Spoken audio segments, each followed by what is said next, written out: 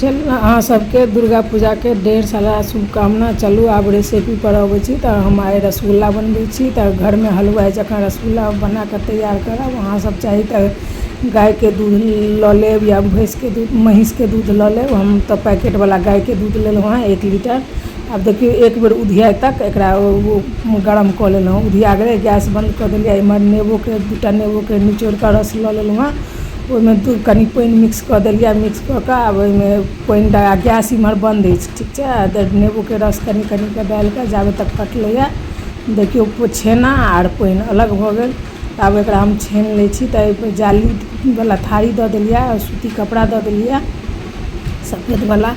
आब एकरा छानि लै छी। अहाँ चाही तऽ छन्नियों से छानि सकै छी।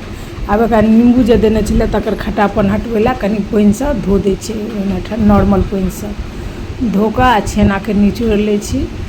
और अहूँ सब माँ भगवती के घर में रसगुल्ला बना के हमरा तरीका से बना के चढ़ा सकै छियनि। बहुत बढ़िया बन के तैयार हैत। शुद्ध तरीका से घर में अपना हाथ से बनेला के तऽ बाते किछु और छै।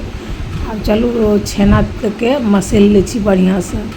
जेना एहि तरहथी के अथी निचका अथी के तरफ से हाथ तरहथी के मतलब देखेलहुँ हँ से वीडियो में हम। एकरा बढ़िया से मसलि लै छी। मसलि के एकदम आटा के डो जकाँ तैयार कऽ लेलहुँ हँ। जेना आटा भऽ जाइ छै तेना एहिमे आधा चम्मच हम मैदा दऽ देलिए। आर जे अहाँ लग कॉर्नफ्लावर हुए तऽ सेहो डालि सकै छियै। आब एकटा रसगुल्ला बना के देख लै छियै जे देखियो कते सुंदर रसगुल्ला बने। कनिको क्रैक मतलब दरारि तरारि नहीं छै। आब इमहर हम चाशनी बना लै छी चढ़ा दै छियै। तऽ चाशनी ला 1 कटोरी पानी लेलिए और ओहि के 1 कटोरी पानी में 5 कटोरी पानी डाललिए। वही कटोरी से एकरा चीनी घोले तक हम चला देलिए। तब इमहर चाशनी बन रहल छै। तब इमहर हम रसगुल्ला बना लै छी।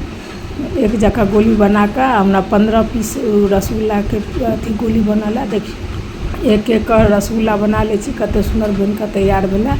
एकदम हलवाई जकाँ बन के तैयार हेतै। एकरा देखियो खुला में 8 मिनट तक तेज आंच पर अथी खुला देबै। ताहिके बाद गैस बंद कऽ के तेजे आंच पर जे फेना जकाँ जे उठि रहल अछि ने तऽ एकर मतलब रसगुल्ला बहुत बढ़िया बन के तैयार अछि। हमर रसगुल्ला बड़ा भऽ रहल अछि।